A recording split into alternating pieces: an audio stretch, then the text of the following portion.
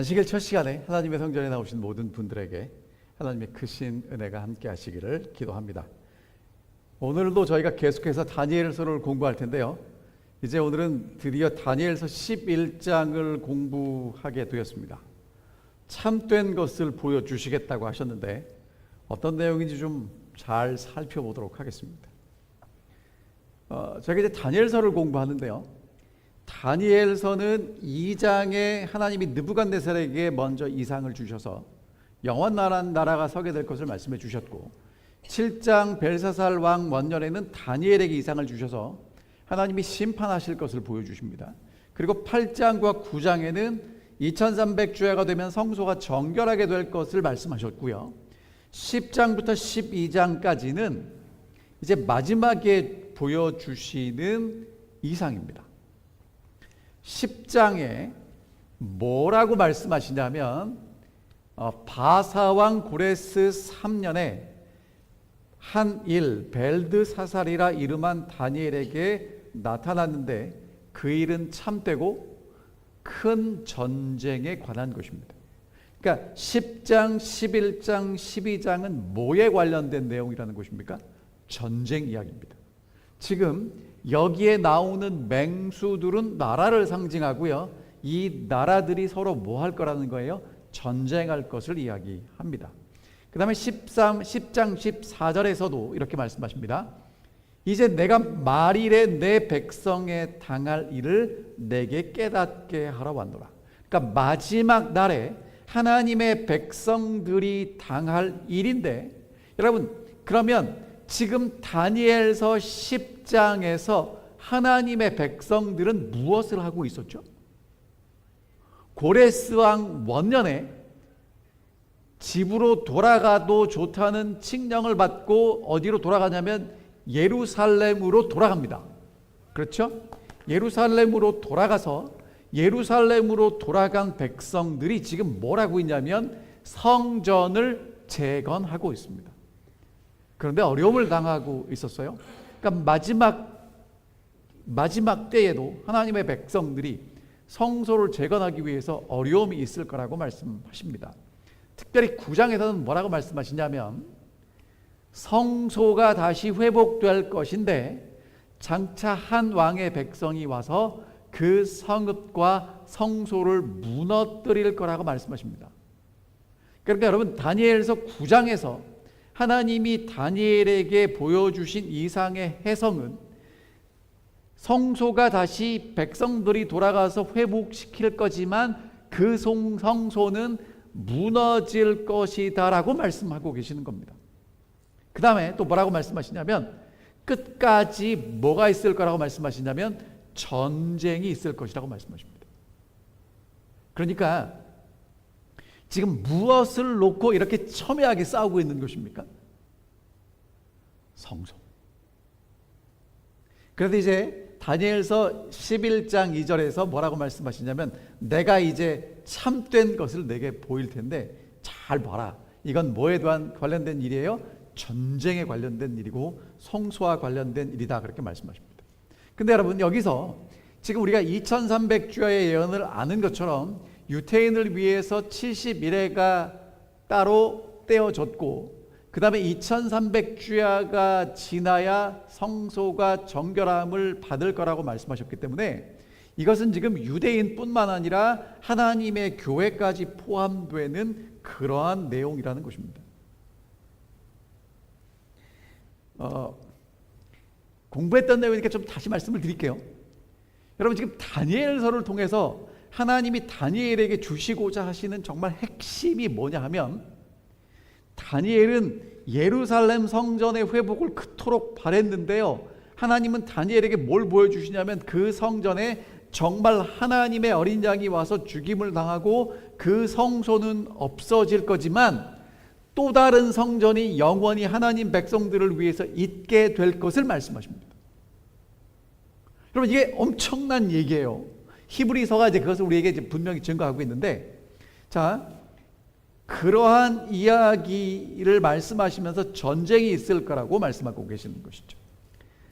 다니엘서 2장에서 영원한 나라를 말씀하셨고 7장에서 하나님이 보좌에서 심판하시고 하나님 백성들에게 나라를 주시는 걸 말씀하시고 8장에서 대적하는 작은 뿔이 성소를 회파시킬 거지만 2300주야까지만 그렇게 될 것이고 그 후에 성소가 정결하게 될 것이라고 말씀하셨는데, 이제 여러분 왜 제가 이렇게 좀 정확하게 설명을 드리냐면 11장의 예언을 해석하는 많은 해석들이 있는데 우리가 기본적으로 알 수 있는 건 뭐냐면 다니엘 2장의 금은 동철, 그리고 열나라, 그 다음에 하나님이 세우시는 영원한 나라, 그 다음에 사자곰, 그 다음에 표범, 무서운 짐승, 열불, 그리고 하나님의 심판, 그 다음에 작은 뿔이 성소를 회파할 거지만 성소가 2300제가 지나면 다시 회복될 것에 대한 이야기가 동일하게 같은 이야기를 다른 각도에서 반복하고 있다는 것입니다. 그러니까 이제 다니엘 시대부터 어디까지를 이야기하고 있냐면 마지막까지를 이야기하고 있는 거예요. 여러분, 이게 뻔한 얘기고 잘 아시는 얘기인데 까딱 잘못하면 3000% 빠질 수 있습니다. 그러니까 11장의 예언도 이렇게 보셔야 돼요. 페르시아 기간, 헬라 기간, 로마 제국 기간, 교황 로마 기간, 그리고 마지막 때에 성소와 하나님의 백성들이 어떤 역사를 겪을 것인지가 시대적으로 나와 있다는 거예요. 그것에 대해서 윌리엄 쉐이 우리 재림교회 한 박사님이 이렇게 정리했어요. 다니엘서 11장의 2절에는 페르시아 왕국이 나오고 다니엘서 8장 9장에 있는 8장 20절에 페르시아 바사가 나와요. 그 다음에 11장 2절에 페르시아와 함께 헬라가 나오는데 8장 21절에 순념소인 헬라가 나오고요. 그 다음에 한 능력 있는 왕이 일어났는데 8장 21절에 헬라의 첫 왕 알렉산더가 등장하죠. 그 다음에 네 바람, 네 머리가 나오는데 그것은 큰 뿔에서 일어난 네 왕국이고요. 그 다음에 영화로운 땅이 정복되고 이교 로마가 영화로운 땅 이스라엘을 정복하는 이야기, 동맹한 왕이 패하는데 기름 부음 받은 자가 끊어지는 이야기가 동일하게 나오고 있다는 것입니다. 자, 그럼 여기서 잠깐 질문을 할 수 있어요. 여러분, 세상에서 이 인류 역사에서 가장 큰 땅을 통치한 나라가 어떤 나라인지 아십니까? 로마가 아니라 칭기스칸의 이 몽골입니다. 근데 칭기스칸 얘기는 왜 성경에 없죠? 왜 없을까요? 여러분, 이유가 뭐냐 하면 지금 하나님은 누가 얼마나 땅 따먹기를 많이 했느냐에 관심이 있지 않아요. 지금 최고의 관심이 뭐냐면 누가 하나님께 나아갈 수 있는지를 얘기하고 있어요. 근데 여러분, 하나님께 나아갈 수 있는 길이 어디 있냐면 성소에 있는 거예요. 그러니까 사단은 끊임없이 성소를 방해하고 망가뜨리고 회파시키려고 하고 하나님은 그 성소를 회복하시려고 하는 거예요. 그러니까 제7안식일 예수재림교회가 이 땅의 성소뿐만 아니라 하늘의 성소가 있음을 확실하게 믿고 그렇게 살아가는 우리의 삶의 모습은 정말 이 땅에 소망 없이 살아가는 사람들에게 정말 큰 소망을 주는 굉장히 중요한 일이라는 것입니다. 자, 11장 1절부터 되는 말씀을 좀 볼게요.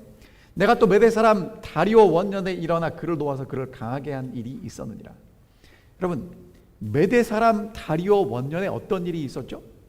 다니엘은 기도하다가 어디로 들어갑니까? 사자굴에 들어갔는데 그 사자굴에 들어간 다니엘을 돕기 위해서 가브리엘은 누구와 함께 있었다고 얘기하냐면 다리오와 함께 있었다고 얘기하는 것입니다.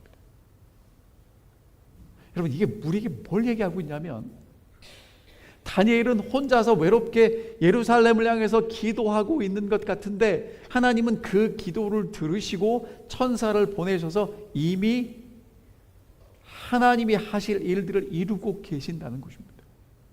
오늘 여러분이 이 플로리다 올랜도 한 구석방에서 아무도 모르게 기도하고 계시는 것 같지만 하나님은 다니엘의 기도를 들으신 것처럼 우리의 기도를 들으시고 이미 하나님의 사자를 보내신다는 것입니다. 여러분, 그래서 실망하지 말고 낙담하지 마십시오. 그냥 꾸준하게 하던 대로 기도하시면 됩니다. 자, 이제 2절부터 있는 말씀을 보겠습니다. 이제 내가 참된 것을 내게 보이리라. 보라, 바사에서 새 왕이 일어날 것이요 그 후에 넷째는 그들보다 심히 부요할 것이며 그가 그 부요함으로 강하여진 후에는 모든 사람을 격동시켜 헬라국을 칠 것이다 라고 이야기합니다. 여러분, 이게 페르시아 제국이에요. 저기 바벨론 제국은 저 가운데 이렇게 노란색으로 표시된 거 보이시죠? 그 다음에 초록색으로 크게 된 게 뭐예요? 이 페르시아 제국입니다. 그런데 여러분, 저 끝에 마케도니아라고 보이십니까? 아테네, 스파르타 보이시죠? 예. 그러니까 이 페르시아 제국이 저기까지 먹겠다고 전쟁을 한 전쟁이 페르시아 전쟁이에요. 근데 그 전쟁 전에 뭐라고 얘기하냐면 첫 왕 다음에 새 왕이 일어날 거고 넷째 왕은 심히 부요할 것인데 그 다음에 헬라국을 전쟁 친다고 얘기했거든요. 여기 그 페르시아 왕들의 족보를 보면 이제 고레스 2세라고 나와 있는 저게 이제 우리가 말하는 고레스 대왕입니다. 그 아들이 캄비세스 2세인데 아버지 고레스 왕을 이어서 예루살렘 중건을 하는 호의적인 왕이었어요. 그 다음에 이제 누가 등장하냐면 찬타랑 바르디아 아니면 거짓 스메르디스라는 왕이 등장하는데, 캄비세스가 이집트 원정을 하고 있는 동안에 살해당한 캄비사스의 형제인 스메리디스를 사칭해서 왕위에 올랐던 사람이에요. 그런데 7개월 만에 누구에 의해서 쫓겨나냐면 다리우스 1세에 의해서 쫓겨나고, 이제 다리우스 1세가 등장하는데 2차 중건정을 내리는 왕이 다리우스 2세입니다. 이 다리우스 2세가 이 그러니까 그리스에 있는 작은 도시들을 정복하러 가요. 대군을 이끌고 가서 이제 페르시아 전쟁 두 번째를 하는데 분명히 이길 거라는 확신을 가지고 갔고요. 이 그리스에 있는 작은 도시국가들은 질지도 모른다는 두려움 속에서 전쟁을 했는데 누가 이겼냐 하면 페르시아가 지고 헬라가 이겨요. 그래서 승전보를 전하기 위해서 뛰어갔던 전투가 어떤 전투냐면 마라톤 전투고, 여러분이 잘 아는 대로 이 사람은 그 거리를 뛰어가서 이겼다 그러고는 이제 죽는 그런 얘기를 아실 겁니다. 그 다음에 네 번째 왕은요, 이제 우리가 아는 왕은 에스더의 남편 아하수에로인데 영어로는 요즘 이렇게 부릅니다. 크세르크세스. 정말 부유한 왕이에요. 여러분, 에스더서에 보면 이 왕이 1년 동안 뭐 하죠? 잔치합니다. 무슨 잔치를 했겠습니까? 이 페르시아 전쟁을 하러 40개 민족을 동원시켜서 25만 명의 군대를 데리고 전쟁을 하러 가요. 이번에는 어디서 싸우냐면 바다에서 싸웠습니다. 살라미스 해전에서 했는데 졌어요. 여러분, 그러니까 역사는 우리에게 뭐라고 얘기하냐면 전쟁은 군대가 많고 무기가 좋다고 이기는 게 아니라고 우리에게 분명히 말해줍니다. 하나님이 계획하신 게 있다는 거예요. 이 페르시아 전쟁은요, 주전 491년부터 449년까지 페르시아와 아테네, 스파르타 중심의 고대 그리스 국가들 사이에서 벌어진 전쟁입니다. 페르시아가 엄청난 군대와 무기를 가지고 갔는데 마라톤 전투에서 지고 살라미스 해전에서 지면서 이제 페르시아는 점점 역사의 뒤안길로 사라져가고 이제 그리스, 헬라가 역사의 전면부로 등장하는 그런 전쟁으로 기록되고 있습니다. 그때 장차 한 능력 있는 왕이 일어나서 큰 권세로 다스리며 자기 마음대로 행할 것을 이야기했는데, 여러분이 잘 아시는 대로 알렉산더 대왕입니다. 이 알렉산더 대왕은요, 아버지가 전쟁에서 이기고 돌아오면 울었대요. 왜 울었는지 아십니까? 아버지가 다 가서 이기고 정복하면 내가 정복할 땅이 없어진다고 울었답니다. 20대 초반에 왕이 돼가지고요, 33세에 요절하거든요. 그동안에 이 넓은 땅을 다 통일시켜요. 여러분, 정말 굉장한 왕입니다. 이거는요, 정말 하나님이 역사하시지 않으셨으면 이렇게 할 수 없는데, 이제 이 전쟁을 통해서 이제 세계 제국을 만들고요. 그 다음에 이제 알렉산더가 이제 그렇게 해서 굉장한 제국을 이룬 다음에 이제 4절에 보면 이렇게 나옵니다. 그러나 그가 강성할 때에 그의 나라가 갈라져 천하 사방에 나누일 것이나 그의 자손에게로 돌아가지도 아니할 것이요 또 자기가 주장하던 권세대로도 되지 아니하리니 이는 그가 그 나라가 뽑혀서 그 외에 다른 사람에게로 돌아갈 것입니다. 여기는 이제 분명히 내 나라로 나뉘는 것에 대해서 자세히 설명하고 있습니다. 여러분 이제 보면 이 알렉산더 사후에 이제 나라가 이렇게 나누어지는데 나누어지기 전에 디아도코이 전쟁이라는 전쟁이 일어나는데 그게 뭐냐면 알렉산더 밑에 정말 쟁쟁한 장군 부하들이 많이 있었거든요. 이 사람들끼리 서로 누가 크냐를 싸웠어요. 이유가 뭐냐면 이 알렉산더가 죽을 때 후계자를 명시하지 않고 바벨론에서 죽습니다. 열병으로 죽으면서 뭐라고 얘기를 했냐면 가장 강한 아들이 제국을 상속하라. 그러니까 가장 강한 자가 되면 나도 뭐 할 수 있는 거예요? 상속할 수 있다라는 생각을 가지고 이제 정말 여러 해의 전쟁을 거쳐서 여러분이 잘 아시는 대로 제 쪽 서쪽에 카산더, 그 다음에 리시마커스, 셀류커스, 프톨레미 이렇게 네 장군이 네 나라를 갖게 됩니다. 그런데 여러분 재밌는 건요. 이 옆에 크게 있는 이 셀류커스라는 이 노란 나라 있잖아요. 그 나라의 첫 번째 왕이 된 사람은 31년 통치를 해요. 그 다음에 그 옆에 리시마커스를 이제 정복하고 나라를 세운 왕은 7년. 그 다음에 그 옆에 카산드로는 8년. 그 다음에 저 밑에 초록색으로 나타나 있는 프톨레미는 23년. 여러분 그러면 어떤 나라가 더 견고히 서겠어요? 나라를 세운 장군이 왕을 하면서 오래 통치한 나라가 견고히 서는 것입니다. 그래서 이제 이 네 나라 중에 나머지는 다 사라지고 뭐만 남냐면 프톨레미 왕조와 셀류코스 왕조만 남아요. 그래서 셀류코스 왕조는 북방왕이고 프톨레미 왕조는 남방왕입니다.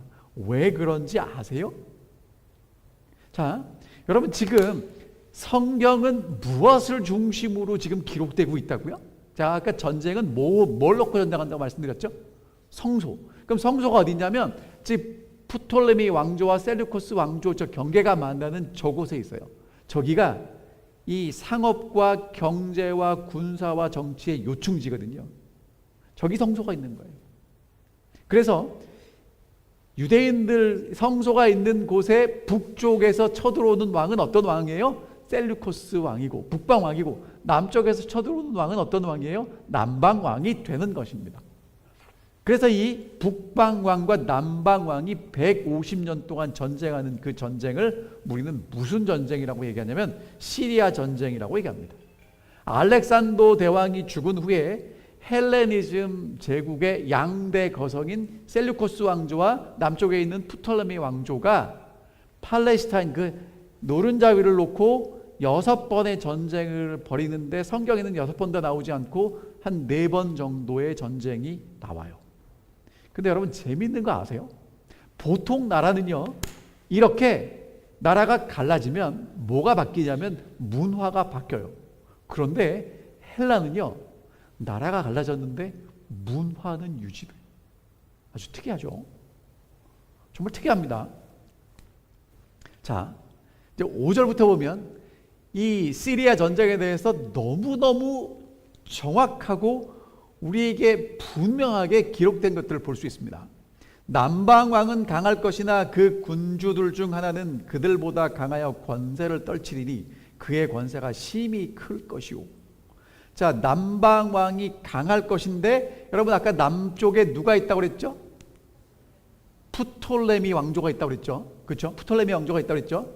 근데 여러분 재밌는 게 이 프톨레미 장군 밑에 오른팔처럼 전쟁을 했던 장군이 셀류커스 장군이에요.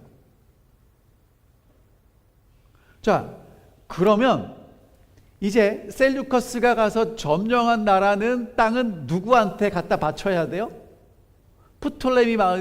프톨레미우스에게 바쳐야 되는데 셀류커스가 전쟁을 해서 땅을 많이 따다 보니까 무슨 생각이 들어요? 아니 힘센 놈이 가져가는데 꼭 갖다 바쳐야 될 이유가 있나? 여러분 그래서 이제 나라를 독립하게 돼요. 다시 그렇게 읽어볼게요.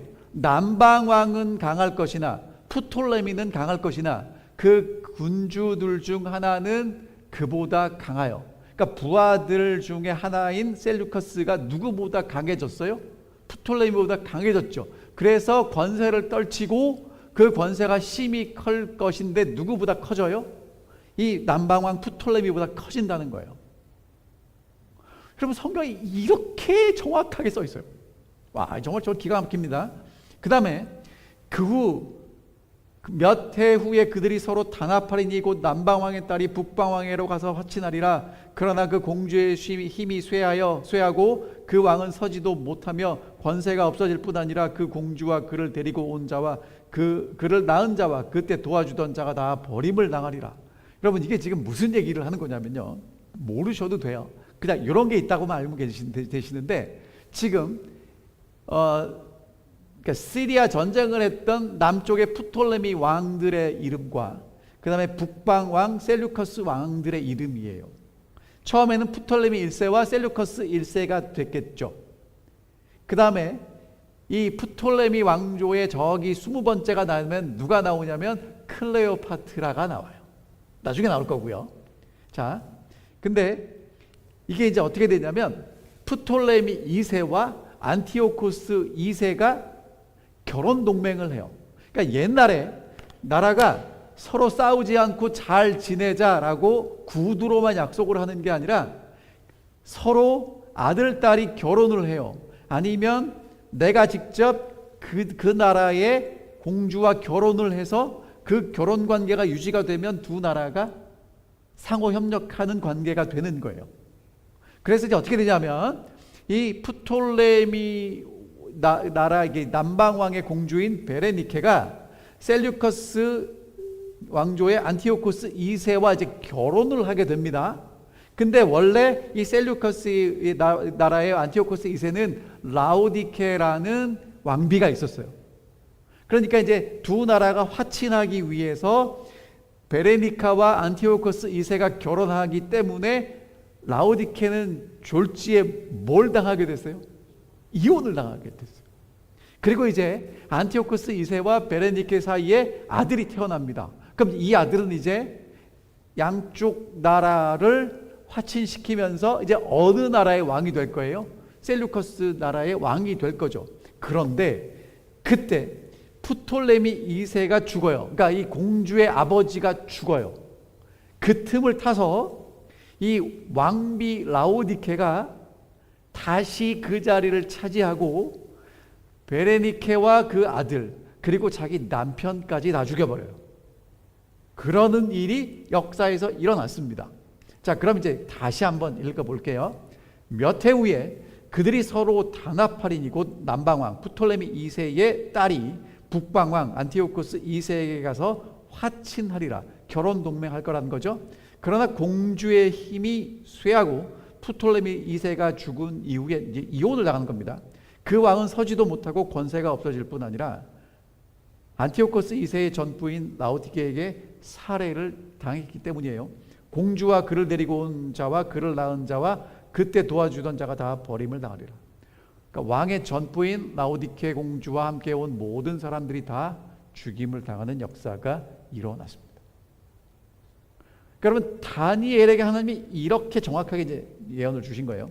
자, 그러나 그 공주의 본 족속에게서 난 자 중에 한 사람이 왕위를 이어 권세를 받아 북방왕의 군대를 치러 와서 그의 성에 들어가서 그들을 쳐서 이길 것이다 라고 기록되어 있습니다. 자, 그럼 이건 무슨 얘기냐면 이제 이 베레니케의 오빠가 프톨레미 3세거든요. 자기 누이 동생이 시집갔다 어떻게 됐어요? 버림받고 죽임을 당했죠.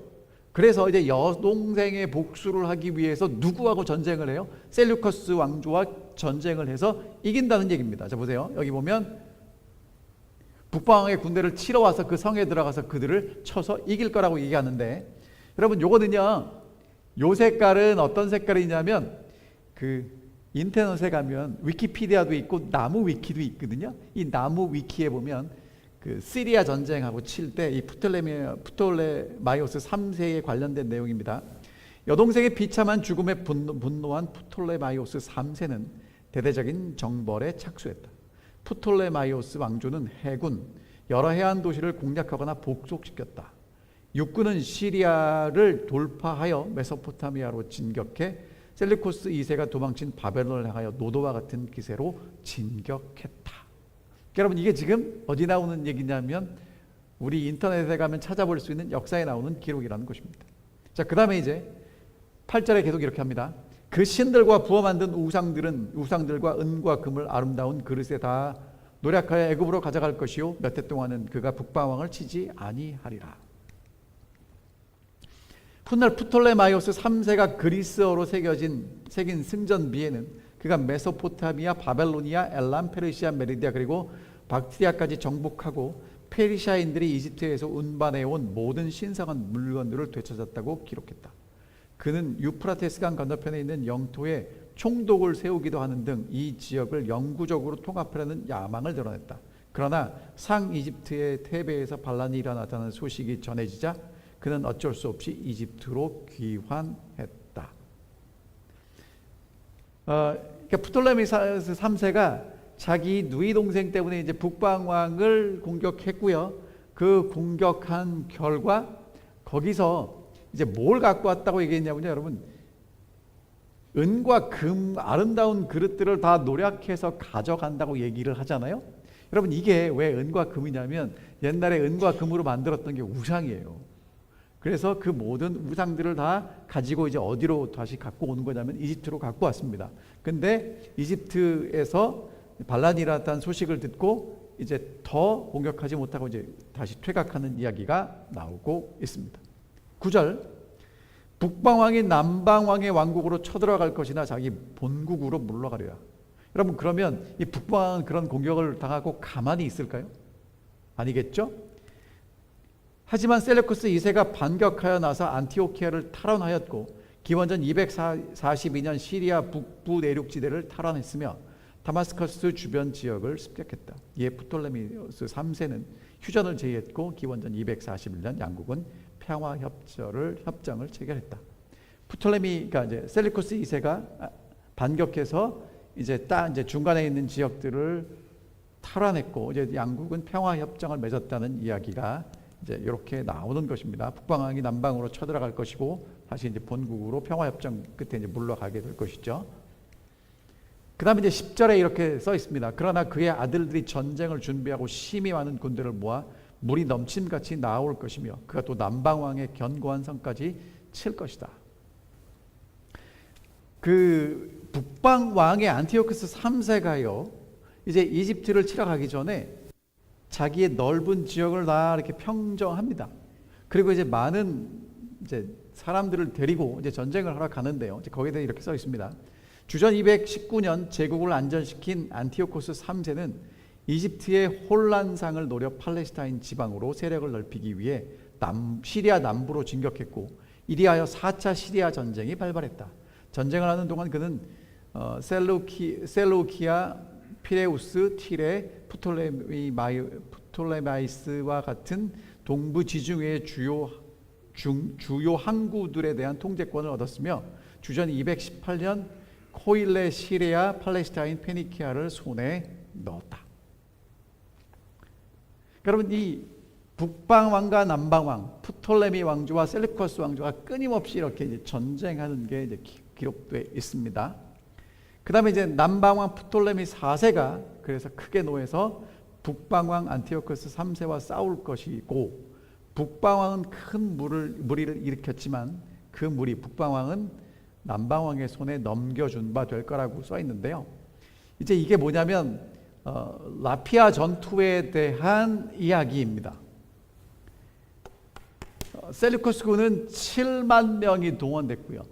남방왕인 프톨레마이오스군은 8만 명의 인원을 이제 이 전쟁에 투입했습니다. 그리고 이제 코끼리도 전쟁에 사용해요. 여러분, 그 당시 말 타고 전쟁하는 게 굉장한 그 위협적인 공격이었는데 그것보다 더 힘이 있었던 게 뭐냐면 코끼리예요. 코끼리를 타고 이제 전쟁을 했거든요. 그래가지고 이제 양국의 코끼리들까지 했는데 누가 더 우세했냐면 셀루커스의 코끼리가 프톨레마이오스 코끼리를 이겼어요. 그래가지고 이제 북방왕이 남방왕까지 막 힘있게 쭉 밀고 들어가는데 이 안티오코스 3세가 이집트의 파라오를 잡을 수 있다는 생각으로 뭐 쭉 깊이 들어간 거예요. 그때 이 이집트의 남방왕이 정신을 차리고 우리가 이게 시간을 끌어야 되겠다고 이제 협상을 통해서 시간을 끌면서 프톨레마이오스 4세는 후방으로 빠져나가고 그 다음에 잡을 수 없게 되었을 때 너무 깊이 들어가서 이제 북방왕이 전쟁에서 이기긴 했지만 이제 물러날 수밖에 없게 된 것이죠. 하지만 이것을 통해서 이제 그 지역의 지형이 어떻게 변형이 되냐면 이제까지는 팔레스타인 지역이 남방왕 프톨레미 왕조 밑에 있다가 이제 이때의 북방왕 셀루커스 왕조 밑으로 죄송합니다. 그래서 이제 프톨레미 4세가 그 전쟁을 잘 막아냈기 때문에 이제 그 지역에서 개선 행진을 했어요. 개선 행진을 하는데 이 개선 행진을 하다가 어디까지 들어가겠다고 이제 우겼냐 하면 지성소에 들어가겠다고 우겼습니다. 여러분도 잘 아시는 것처럼 지성소에는 누구만 들어갈 수 있어요? 대제사장. 그것도 1년에 한 번밖에 못 들어가는데 그래서 유대인들이 그 지성소에 들어가는 길목을 막아섰습니다. 그러니까 이제 이 왕이 내가 이기고 승전했는데 왜 못 들어가냐고 자꾸 유대인들을 죽이는데도 그것을 가서 막아섰어요. 그래서 이제 들어가지 못하고 그냥 돌아갔다고 얘기를 합니다. 그 다음에 이제 12절에 보면 그가 큰 무리를 사로잡은 후에 그 마음이 스스로 높아져 수만 명을 엎드려뜨릴 것이나 그 세력은 더하지 못할 것이다.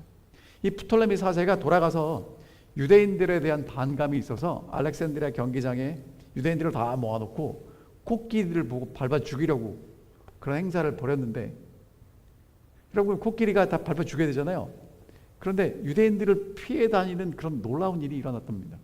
그래서 이거 유대인들 함부로 하면 안 되겠다 그러고 이제 그때는 넘어갔는데 3년 후에 4만 명을 잡아서 학살하는 그런 일이 있었다고 합니다. 그래서 큰 무리를 사로잡은 후에 그 마음이 스스로 높아져 수만 명을 엎드려뜨릴 것이지만 그러나 그 세력은 이제 거기서 이제 끝나고 말게 되는 것이죠. 그 다음에 이제 북방 왕인 안티오코스 3세가 돌아가서 다시 군대를 전보다 더 많이 준비했다가 몇 해 후에 대군과 많은 물건, 무기들을 거느리고 다시 올 거다라고 얘기하는데 이유가 뭐냐면 이 남방 왕국의 형편이 이제 프톨레미 4세가 죽고 프톨레미 5세가 왕이 됐는데요. 그때 6살이었대요. 그리고 아가토 클레아라는 아주 훌륭한 정치가가 있었는데 이 정치가가 섭정을 하면서 탄압 정치를 했답니다. 그래서 이제 알렉산드리아 시민들에게 이 아가토 클레아의 식구들이 다 멸절을 하고요. 그러니까 이집트 안에는 독립운동을 위한 반란들이 끊임없이 일어나고 있을 때 이제 그때 여러 사람이 일어난 남방왕 프톨레미 5세 6살 왕을 칠 거라고 얘기하고 있습니다. 그리고 내 백성 중에도 포악한 자가 스스로 높아져 환상을 이루려 할 것이나 그들이 도리어 걸려 넘어질 것이라가 나오는데 앞에 있는 것부터 좀 설명을 드릴게요. 여러 사람이 일어난 남방왕을 칠 건데 여러분 지금 이제 이집트 왕국은요 6살짜리 프톨레미 5세가 이제 왕이 됐고요. 반란이 일어나서 혼란한 상황에서 북방 안티오코스 3세가 마케도니아의 필립 왕과 함께 이제 전쟁을 하려고 하는 것입니다. 그래서 이제 남방 왕이 위기에 처하게 되죠. 그 다음에 이제 무슨 얘기가 나오냐면 내 백성 중에도 포악한 자가 스스로 높아져 환상을 이루려 할 것이나 여러분 내 백성 중에 이 내 백성은 누구겠어요? 다니엘에게 지금 주시는 예언이니까 이스라엘 백성들 중에도 포악한 자가 스스로 높아져 환상을 이루려 할 것이나 여러분 좀 이상하죠? 근데 영어 성경에 보면 이렇게 되어 있답니다. Also the robbers of thy people shall exalt themselves to establish the vision, but they shall fall. 그러니까 이스라엘 백성들 중에 포악한 자가 스스로 높아지는 게 아니고 포악한 자에게 압제를 당하는 유대인들을 그렇게 하려고 하는 사람이 있지만 그도 걸려서 넘어지게 될 것이라고 이야기합니다. 그러니까 여러분 지금 이제 상황은요 어떻게 되냐면 이제까지는 프톨레미 왕조가 훨씬 더 강했는데 지금 이렇게 되면서 이제 셀루코스 왕조가 훨씬 더 강하게 됐어요. 그러니까 이제까지 유대인들은 누구 밑에서 정말 힘들게 생활을 했냐면 이 이집트 프톨레미 왕조 밑에서 힘들게 신앙생활을 하다가 이제 드디어 이 이집트에서 해방이 되고 누구의 통치 영역으로 들어갔어요? 셀루코스 왕조 밑으로 들어갔잖아요. 그러니까 여러분 이게 좋은 겁니까? 안 좋은 겁니까? 하나가 가면 좀 쉬울 것 같은데 더 어려운 게 왔습니다. 안티오코스 4세라는 그 4세가 등장했는데요. 이 안티오코스 4세가 했던 일이 뭐냐면 유다를 헬라화 만드는 정책을 했습니다. 성전에서 아침과 저녁에 드리는 상번제를 폐지했고요. 제단에 돼지고기를 제물로 바쳤고 안식일과 할례를 금지하고 하나님 대신에 제우스 숭배를 강요했습니다. 여러분 이러면 이 유대교가 성전에서 돼지를 바치고 하나님 대신에 제우스 숭배를 하고 아침 저녁 드리는 제사를 드리지 못하게 하고 안식일과 할례를 금지하고 그 다음에 반대하잖아요. 그러면 언제 들어가서 죽이냐면 안식일에 들어가서 죽여요. 안식일은 뭐 하는 날입니까? 아무 일도 하지 않는 날이죠. 그러니까 그때를 쳐들어가서 공격을 합니다. 자, 그 다음에 이제 마지막 15절입니다. 이에 북방왕은 와서 토성을 쌓고 견고한 성읍을 점령할 것이며 남방 군대는 그를 당할 수 없으며 또한 그가 택한 군대라도 그를 당할 힘이 없을 것이다. 자, 이제 북방왕이 와서 토성을 쌓는데 여러분 토성이 뭔지 아시죠? 예전에는 성을 쌓고 그 안에 들어가서 방어를 하면 그 성벽을 무너뜨릴 수가 없기 때문에 성벽만큼 높이 그 앞에 또 성을 쌓아요. 그게 토성입니다. 그래서 이 북방왕이 남방의 이 강력한 도시였던 가자, 시돈성, 이 토성을 쌓아서 함락시켜요. 그 다음에 남방 그 프톨레미 왕조의 아주 유능한 장군인 스코파스 장군이 있었는데 그의 군대가 북방왕을 당해내지 못했다고 합니다. 그러니까 5절은 이렇게 되는 것입니다.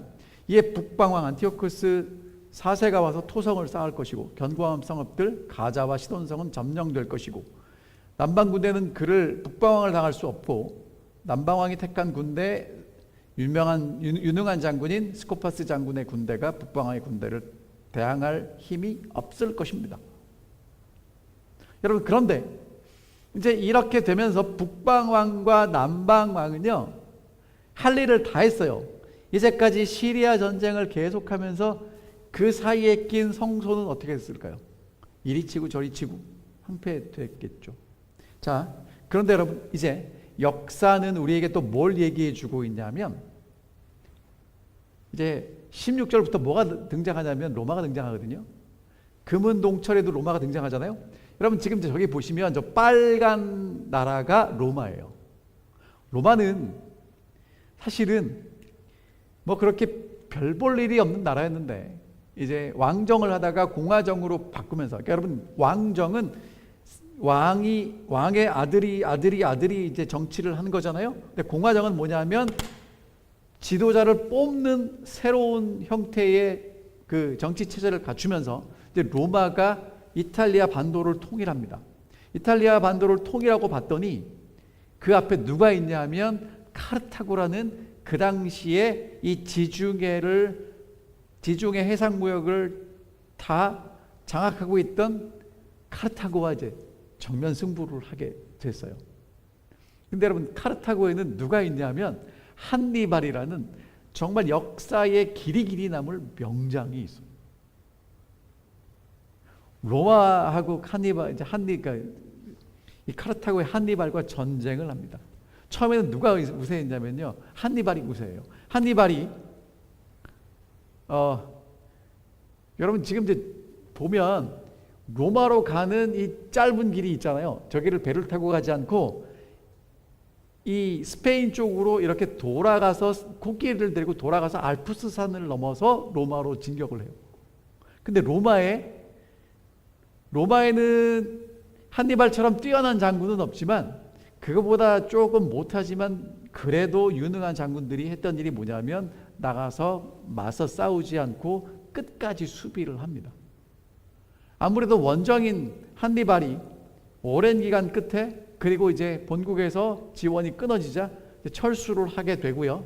그 다음에 다시 로마가 재정비를 하고 이제 한니발과 자마 전투에서 이제 전쟁을 하면서 한니발이 전쟁에서 패하고 이 지중해를 누가 이제 장악하게 되냐면 로마가 장악하게 돼요. 그러니까 지금 이제 여러분들에게 뭘 말씀드리고 싶으냐 하면 이 시리아의 북방왕과 남방왕이 자기들끼리 막 싸우는 동안에 로마는 카르타고와 전쟁에서 이미 지중해를 장악하고 이제는 누구에게까지 손을 뻗칠 때가 됐냐 하면 프톨레미 5세가 이제 힘을 잃고 힘들 때 로마가 이제 거기까지 손을 뻗치는 이야기가 다음 시간에 나옵니다. 그러니까 여러분 오늘 뭐 복잡하고 어려운 이야기를 많이 들으셨어요. 하지만 분명히 우리가 지금 접할 수 있는 역사적 자료에 대한 거기에 나와 있는 내용이 다 이미 어디에 기록되어 있다는 것입니까? 몇백 년 전에 하나님은 다니엘을 통해서 이미 그 예언을 보여주셨고 정확하게 기록되어 있다는 것입니다. 다시 말씀드릴게요. 지금 뭐 때문에 전쟁한다고요? 북방왕과 남방왕이 전쟁하는 이유는 성소 때문입니다. 전쟁하는 이유는 성소 때문이에요. 성소가 왜 중요하냐면 여러분 성소는 죄인이 하나님께 나아가는 유일한 길이기 때문에 그래요. 여러분 성소에서 지금 제가 여러분들에게 이 성소 그림을 보여드리지만 이 성소 그림보다 더 중요한 건요. 이 성소에 하나님이 계시고 우리를 위한 대제사장이신 예수 그리스도가 자기의 피로 우리를 위해서 하나님 앞에서 지금 뭐하고 계셔요?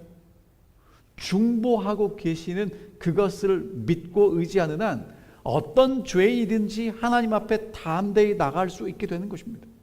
그런데 지금 사탄은 그걸 하니까 북방왕과 남방왕을 통해서 끊임없이 이 성소를 혼란하게 파괴하려고 전쟁을 일으키고 있다는 걸 우리에게 보여주고 있습니다. 여러분 이 역사는 여기서 끝나는 게 아니고 이제 로마를 넘어와서 또 지속이 되고요. 그 다음에 이제 이 교황 로마를 통해서 더 지속이 되는 걸 저희가 보게 됩니다. 여러분 하나님은 이것을 다니엘에게 보여주십니다. 왜 보여주셨을까요? 이유가 뭘까요? 오늘 여러분과 제가 이렇게 복잡한 이야기를 왜 다시 한번 살펴봐야 할까요? 여러분 이유는 간단합니다. 2300조야가 될 때까지 성소를 회파시키는 것 하나님이 허락하신 일이라는 거예요. 이런 전쟁들도 다 누구의 손 안에 있다는 것입니까? 하나님의 통치 아래 하나님의 계획 아래 있다는 것입니다. 그런 하나님이 살아계심을 다니엘에게 계시를 통해서 보여주셨고요. 다니엘은 그것을 기록해서 오늘 우리가 역사와 비교해서 하나님이 미리 말씀하셨구나. 하나님은 살아계시고 여전히 세계를 통치하고 계시는 분이구나. 우리가 확실하게 믿을 수 있게 해주시는 것입니다. 여러분 성경을 항상 재밌는 것만 공부할 수 있는 건 아닙니다. 이렇게 힘들고 어려운 것들도 여러분 보셔야 돼요. 왜? 하나님께서 그렇게 세계를 통치하고 세상의 역사를 이루고 계심을 우리에게 보여주시기 때문에 그렇습니다. 그 하나님을 믿는다면 오늘 여러분과 제가 이제 2024년을 살아가는데 올해 우리에게는 이제 미국 대통령 선거가 있잖아요. 근데 미국 대통령 선거보다 뭐가 더 중요하다고요? 하나님이 세상을 다스리고 계시다는 사실이 훨씬 더 중요하다는 것입니다. 그것을 잊지 않고 기억하고 다니엘처럼 기도하는 신실한 믿음의 사람들이 되어주시기를 바라면서 오늘 말씀 줄이겠습니다.